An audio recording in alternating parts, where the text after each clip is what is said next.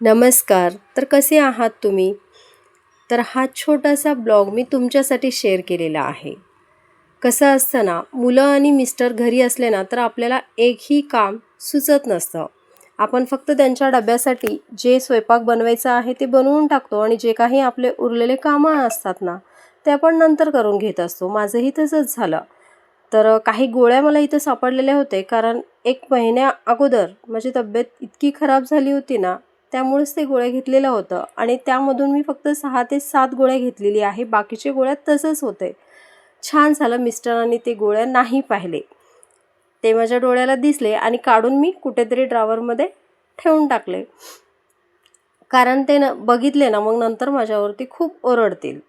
कारण माझा स्वभाव असा आहे ना, तब्येत ज्यावेळेस माझी खराब होते त्यावेळेस डॉक्टर काही गोळ्या मला देत असतात. त्यामधून अर्ध्या गोळ्या घेत असते आणि अर्ध्या गोळ्या मी तसंच ठेवून देत असते. कारण मला गोळ्या खाल्ल्याच जात नाही. माझ्यामध्ये ही खूप मोठी वीकनेस पॉइंट आहे. खरं सांगायला गेलं ना, तर आज ना मला कामाचा खूपच कंटाळा आला होता. कारण 2 ते 3 दिवस झालं माझी तब्येत थोडीशी खराबच झालेली होती. आणि असा विचार केला होता, की मिस्टर आणि मुलं बाहेर गेले, तर आपण निवांत थोडा वेळ बसू शकतो किंवा थोडीशी नाश्ता करून गोळी वगैरे घेऊन विश्रांती पण घेऊ शकतो. पण असं काही मला जमलं नाही. तर कसं असतं ना, एकदा मी झोपून उठले ना, तर माझ्या हातून कुठलेही कामं होत नसतात आणि मला खूप आळस देखील येत असतो.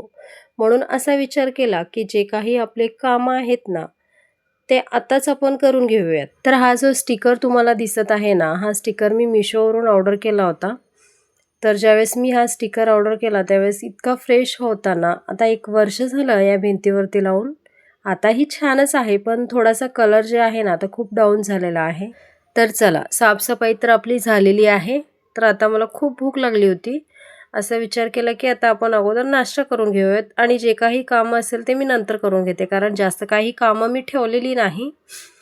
तर कालच माझ्या मुलीने मला सांगितलं होतं, की आलू पराठा बनव. कारण आलू पराठा म्हटलं ना, तर माझ्यासाठी इतकं अवघड काम आहे ना, मला जमतच नाही. सगळे म्हणत असतात, खूप सोपी रेसिपी आहे. तरी देखील कसं होतं ना, ज्यावेळेस मी आलू पराठा बनवत असते, त्यावेळेस हे पराठे ना खूप फुटत असतात. पण यावेळेस ना खूप मस्त झाले होते. एकही पराठा माझा कुठेही फुटलेला नव्हता.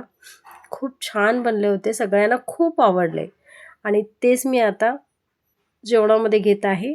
तर आजचा हा माझा छोटासा ब्लॉग तुम्हाला कसा वाटला मला कमेंटमध्ये नक्कीच सांगा. भेटूयात नेक्स्ट एका छोट्याशा ब्लॉगमध्ये. बाय.